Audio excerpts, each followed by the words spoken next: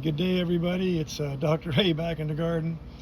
And gosh, there's so many things to show you, and it seems so little time.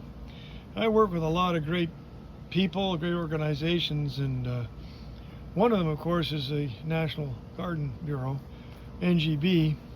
And one of the cool things that NGB does is they have each year as the year of. And this is the year of lavender. And I love, how can you not like lavender? And the one I'm showing you is in my garden. It's just sort of getting going now. It truly is phenomenal. And by the way, the one you're looking at is called Phenomenal. And it is going through, leaning against other plants like coneflowers and lobelias and things. But gosh, it has fabulous color. It has spectacular, if I just say here, scent on the foliage. You just have to touch it, and it's a great thing to be the year of lavender. This is but one of them. There are dozens of lavenders. The only thing you need to remember about lavenders, give them some sun.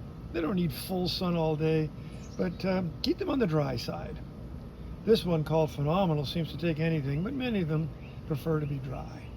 Anyway, this is Dr. A speaking in the year of the lavender, and support the National Garden Bureau.